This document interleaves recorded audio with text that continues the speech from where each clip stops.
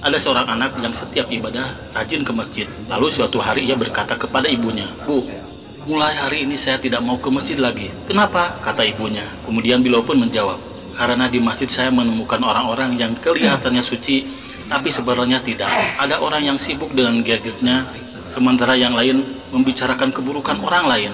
Sang ibu pun berpikir sejenak dan berkata, "Baiklah kalau begitu. Tapi ada satu syarat yang harus kamu lakukan. Setelah itu, terserah kamu." "Apa itu?" kata si anak. "Ambillah air 1 gelas penuh, lalu bawa keliling masjid.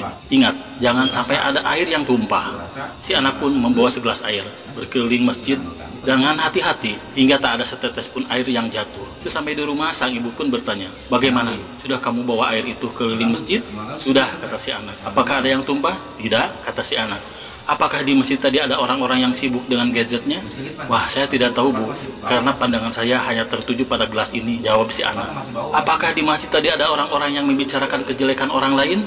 tanya si ibu lagi. "Wah, saya juga tidak tahu, Bu, karena saya konsentrasi menjaga air agar tidak tumpah." Sang ibu pun tersenyum lalu berkata, "Begitulah hidup anakku. Jika kamu fokus pada tujuan hidupmu, kamu tidak akan punya waktu untuk menilai kejelekan orang lain. Jangan sampai kesibukanmu menilai kualitas orang lain dan membuatmu lupa akan kualitas dirimu sendiri."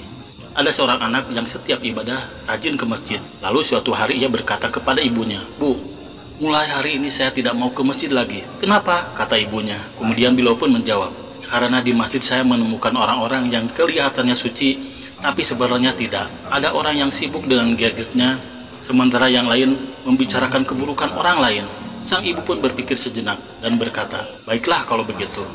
Tapi ada satu syarat yang harus kamu lakukan. Setelah itu, terserah kamu." "Apa itu?" kata si anak. "Ambillah air 1 gelas penuh, lalu bawa keliling masjid. Ingat, jangan sampai ada air yang tumpah."